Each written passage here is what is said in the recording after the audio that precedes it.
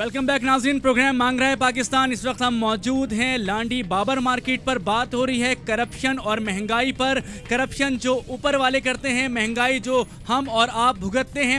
बात करेंगे कि तमाम इदारे इस वक्त तबाह हो चुके हैं। ऊपर से लेकर नीचे तक कोई एक ऐसा इदारा नहीं है जिसमें आप कह सकें कि बेहतर अंदाज में काम कर रहा है। चाहे वो रेलवे हो, चाहे वो KSC हो, चाहे वो PIA हो, स्टील मिल हो। क्या हो रहा है ये? आज बात हो रही थी करप्शन और महंगाई। मौजू दो है, करप्शन और महंगाई। महंगाई की क्या वजह है, करप्शन की वजह क्या है? सबसे पहले मैं करप्शन पे बात करूंगा।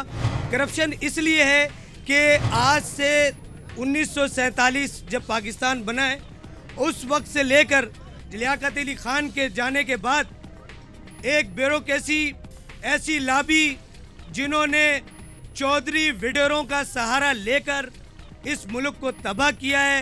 उन चौधरी विडेरों ने माल बनाया है और उनके माल बनाने की वजह से आज लोगों की ये हालत है जो हालत आप देख रहे हैं। अच्छा चलें ठीक है, आप 1947 में पहुंच गए। सॉरी मैं आपकी बात काट रहा हूँ। माजी में तो जो हुआ सो हुआ। आज जो हो रहा है, करप्शन अगर हो रही है तो उसके जिम्मेदार आप हो मेरे भाई। उसके जिम्मेदार हम नहीं है भाई, हम नहीं है। ये आपकी भूल है। कैसे नहीं है? इसलिए नहीं है हम, इसलिए हम नहीं है। हमने कहा ना, वो लोग 2% तबका जो होते हैं लोग होते हैं। ये उस 2% तबके की बात करते हैं, 98% आवाम की बात करते हैं। आप ये बताएं कि रेलवे के हवाले से अगर आपको कहीं सफ़र करना हो तो रेलवे में जाना मुनासिब समझेंगे? सर तौबा करें कि अगर हम रेलवे में सफ़र करें, रेलवे की हालत ये है कि खुदा न खास्ता अगर हम रेलवे में सफ़र करें तो अगर हम कहीं पे जा रहे हैं तो ना पंखा है, ना लाइट है, ना किसी किस्म की कोई फैसिलिटीज़ रेलवे में। बिलोर साहब ने नहीं छोड़ी। बिलोर साहब को शर्म आनी चाहिए। 4 साल गुजरने के बाद आज वो कह रहे हैं कि मुझे 400 इंजन दे दो, मैं रेलवे को दोबारा खड़ा कर दूंगा। और वो ये बोलते हैं PIA भी जो है खसारे में जा रही है, स्टील मिल भी खसारे में जा रही है। उनके कहने का मतलब क्या है? वो क्या चाहते हैं? क्या ये जो थोड़ा बहुत जो निज़ाम और चल रहा है रेलवे का, इसको भी मफलूज करना चाहते हैं? क्यों? खुदा के लिए मैं सदर जरदारी साहब से ये मुतालबा करता हूँ, अल्लाह के लिए, ये जिसको बोलना नहीं आता बिलोर साहब को, उनको चेंज करे। आप हुकूमत के इत्तेहादी भी हैं, इसी हुकूमत ने करप्शन भी की है। अगर आप इत्तेहाद से हट जाते हैं तो क्या समझते हैं, फर्क नहीं पड़ेगा? भाई हम अगर इत्तेहाद से हट जाते हैं ना तो हमारे को लाशों के तोहफे दिए जाते हैं। अच्छा ठीक है, आपने बात की औरंगी टाउन, कस्बा कॉलोनी और दूसरी जगह लाशों के तोहफे तो जी। मोहन का भी व्यू ले लेते हैं। यहाँ पे क्या कह रहे थे आप? जी मैं कह रहा हूँ कि ये मजबूरी है। अगर मुत्तहदा अगर गवर्नमेंट में शामिल ना हो तो ये लोग तो महाजिरों को चुन चुन के मारेंगे। ये लोग जैसे 1891 में जो इन लोगों ने हाल किया। देखिए बात ये है कि जैसे कि अभी बात हुई है कि पाकिस्तानियत की बात की जाए, अब तो मुत्तहदा भी महाजिरों की बात नहीं करती। मुत्तहदा सिंधी की बात करती है, पंजाबी की बात करती है, सराइकी की बात करती है। पाकिस्तानियत की सोच की बात आप क्यों नहीं कर रहे? पाकिस्तानी तो है। मसला ये है कि यहाँ 50 तंजीमें बन गई है, सही है ना? कोई एक खड़ा नहीं हो सकता। पंजाबी खड़ा होगा तो पठान खड़ा नहीं होगा, पठान खड़ा होगा तो महाजिर खड़ा नहीं होगा। ठीक है, आप कौमियतों की बात करें जी, क्या कहेंगे आप? भाई मैं ये कहूँगा, अगर महाजिरों में जिस दिन एक आ गया, फिर देख लेना आप क्या होगा। क्या होगा? पंजाबी होगा, सिंधी होगा, ये सब महाजिर को काट रहे हैं। आप कायदाबाद पे जाके देखो। कल की बात बता दूं, कल मेरे से मोबाइल छीने पठानों ने। क्या मिल रहा, महाजिरों को मार रहे हैं। महाजिरों में है कहीं नहीं है, छोड़ के भाग जाता आपस में। मेरे ख्याल में कमी है। क्या कहेंगे? इत्तेहाद नहीं है जिसकी वजह से हमारी कौम इस वक्त इंतशार का शिकार है। मेरे ख्याल में ये वो सोच है। अच्छे बुरे लोग हर जगह मौजूद होते हैं। अच्छे बुरे लोग तो हर कौम में भी होते हैं, बुरे लोग भी होते हैं। सही बात नहीं है ये। नबी सल्लल्लाहु अलैहि वसल्लम की हदीस है, हम अपने हदीस के मुताबिक नबी सल्लल्लाहु अलैहि वसल्लम में हम आपस में मुसलमान भाई हैं। ठीक है, ये तंजीमें हमने खुद बनाई हैं, हमने सारी बातें खुद क्रिएट करी हैं, खुद हम गलत हैं। हम अपने अमालों को जायजा नहीं करते, गुस्से के बारे में प्रेडिक्शन पास कर देते हैं। पहले नंबर 1 बात। दूसरी बात, जहाँ तक हम कहते हैं कोई हमने किस तरह अपने आप को क्यों हम नबी सल्लल्लाहु अलैहि वसल्लम ने बता दिया कि राह है एक है, इदिना सिरातल मुस्तकीम, क्यों हम बढ़ गए? आपस में तफर्रुक़ करने क्यों हम बढ़ गए? बहुत अच्छी बात की है। बिल्कुल आप सल्लल्लाहु की बात की, उस दौर की बात की जाए तो आप ये बताइए कि हम एक इस्लामी मुमलिकत में रहते हैं, क्या यहाँ पे करप्शन की कोई गुंजाइश है? क्या इस मुल्क में करप्शन करने वाले का क्या अंजाम होना चाहिए? देखिए, नबी हज़रत उमर रज़ियल्लाहु अन्हु के ज़माने में लोग ज़कात आम बांटा करते थे। क्या वजह थी? उनके अंदर सहाबा की इकराम ज़िंदगी हमने अपनाएंगे तो कामयाब होंगे ना। हमने अपनी ज़िंदगी खुद आप देख लें, हमने मगरिब का अंदाज़ा बना लिया। मगरिब में हमने मगरिब में सूरज भी गुरूब हो जाता है भाई। हमने नबी सल्लल्लाहु अलैहि वसल्लम की ज़िंदगी को देखना है, साहबा की ज़िंदगी को। बहुत अच्छी बात है। हम अपने टॉपिक पे दोबारा आएंगे, महंगाई और करप्शन पे बात करेंगे। ये बताएं मेरे भाई कि महंगाई जिस कदर बढ़ चुकी है, किसी से ढकी छुपी नहीं है, उसी तरह से करप्शन भी किसी से अलग नहीं है। सबको पता है कौन लोग करप्शन करते हैं। आप दोबारा इलेक्शन में जाएंगे, क्या अपनी राय को तब्दील करेंगे या यही रखेंगे? अब जब दोबारा हम इलेक्शन में जाएंगे तो हम सबसे पहले अपने जो देखेंगे कि कौन सी इस टाइम मुल्क के अंदर पार्टी है जो आवाम का ख्याल करती हैगी, जो खुल के बात करती हैगी। और इस टाइम पर अगर मुत्तहिदा कौमी मूवमेंट 4 साल से गवर्नमेंट के साथ है, मगर मुत्तहिदा कौमी मूवमेंट मुखालफत भी करती है, उसने एनआरओ पे स्टैंड लिया, उसने क्या बोलते हैं पेट्रोल पे स्टैंड लिया, मगर क्या वो पावर में नहीं है, इत्तेहादी है। इत्तेहादी जो है वो सिर्फ एडवाइस। आप समझते हैं कुछ मजबूरियाँ हैं, कुछ मजबूरियाँ हैं, ये कहेंगे आप? जी हाँ सर, ये मजबूरियाँ हैं। अगर इस मजबूरियों को दूर कर दिया जाए, ये इत्तेहाद में जो है मुत्तहिदा कौमी मूवमेंट, वो इसकी वजह यही है कि वो अगर इनके पास 25% जो है पावर है, अगर उनके पास 100% हो तो इस मुल्क के अंदर बहुत से काम अच्छे हो सकते हैं, चारों सूबों में काम अच्छे हो सकते हैं।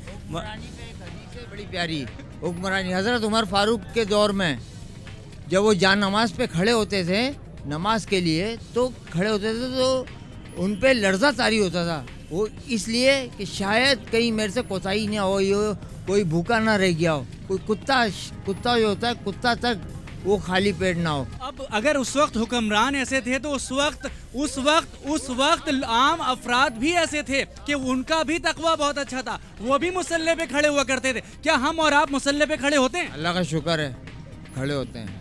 जुम्मे के मैं एक दिन खड़ा होता हूँ। बात वाज़ेह हो गई ना कि एक जुम्मे को आप मुसल्ले पे खड़े हो जाते हैं। बात कर रहे हैं आप उस वक्त की, तो हमें अपने आप को भी देखना होगा। यहाँ पर एक बात और भी मैं आपको पॉइंटेड कर दूं। देखिए नबी सल्लल्लाहु अलैहि वसल्लम की हदीस थी, क़यामत के जब करीब आ जाएगी तो चंद हदीस है, वह इज़्ज़त तुख़िज़ल अदवलत। आप इसमें मफ़हूम अल्लाह पर माफ़ फरमाए इस तरह है कि जब लोग गुनाहगार हो जाएंगे, लोग अल्लाह का टाउन के जो लोग ऐसा मुकर्रर कर देगा जो फासिक और फाजिर होंगे।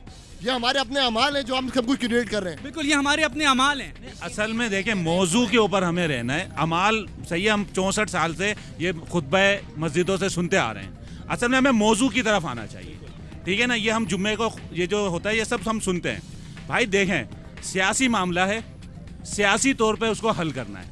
अगर हज़रत उमर फारूक ने भी हल किया तो सियासी तौर पे हल किया, अगर किसी खलीफा ने भी हल किया तो सियासी तौर पे हल किया। ये मामला सियासी है। जब हम सियासत देखें, आप जरा खामोश रहें, सुन लीजिए, सही है ना। देखिए, मामला सियासी है। जब हम सियासी तौर पे सोचों को नहीं तब्दील करेंगे, भाईजान आपको और मुझे ये बात फैसला कर लेना है कि इन्हीं ये जो ऊपर हायर की है इसी को वोट देना है, इन्हीं को मुंतखब करना है। यही लुटेरे, यही चीनी को। मोहनस, मैं एक पॉइंट जरूर यहाँ पे रेस करूंगा। अक्सर कहा जाता है कि जैसी कौम होती है वैसे हुक्मरान होते हैं। तो आज अगर आप समझते हैं कि अगर आपके ऊपर करप्ट हुक्मरान नाफिज कर दिए गए, इसकी बहुत बड़ी वजह यह है कि हमारी कौम भी जो है करप्शन में मुलव्वस है। मैं यहाँ पे जो लोग हैं उनकी राय इस चीज़ के ऊपर लेना चाहूँगा। क्या आप समझते हैं कि आप करप्ट हैं? जी, हम करप्ट हैं, इसलिए कि जब करप्शन को हम रोक नहीं सकते तो हम खुद ही करप्ट हैं।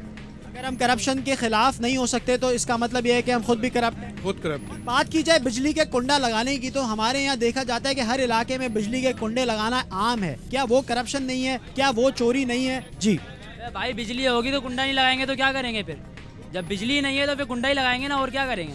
जी, आप क्या कहेंगे इसके बारे में? मैं ये कहना चाहता हूँ भाई कि कुंडा तो उस सूरत में लगता है ना जब आदमी के पास पैसे नहीं हो।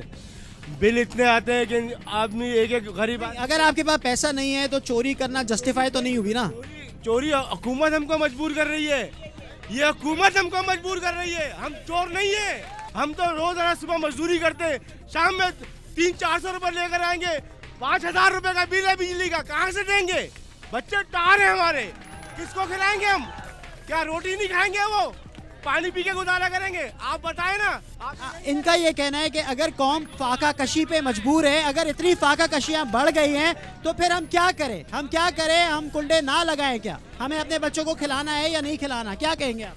अस्सलाम वालेकुम। मैं सिर्फ ये कहना चाहता हूँ कि जब आज से 4 साल पहले जब ये जरदारी साहब 4 साल पहले आए थे, 4 साल पहले क्या था और 4 साल के बाद 4 साल के बाद ये क्या हो गया है? 4 साल से पहले उनके घोड़े घास खाते थे, आज उनके घोड़े बादाम और पिस्ते खा रहे, और मुसलमान अवाम, ये गरीब अवाम क्या खा रही है? सूखी रोटी भी नसीब। ये अवाम आप जैसा कि देख सकते हैं कि बहुत परेशान है, रो रहे हैं, चीख रहे हैं, खुदकुशियां करने पे मजबूर हो गए, फाका कशियां कर रहे हैं। उस नौजवान लड़के का रोते हुए ये कहना था कि जरदारी साहब के घोड़े पहले घास खाते थे, अब बादाम पिस्ते खाते हैं और अवाम सूखी रोटी के लिए। लेकिन सलमान अगर करप्शन की इसका मैं पॉइंट ऑफ व्यू जरूर लेना चाहूंगा। तुम ये बताओ कि तुम्हारा मुल्क में क्या मुस्तकबिल है, तुम आगे जाके क्या बनोगे? हम आगे जाके बनना चाहते हैं कि सही राह चले। क्या बनोगे? पायलट बनोगे, इंजीनियर बनोगे, डॉक्टर बनोगे, क्या बनोगे? अभी तुम्हारे दिमाग में क्या है?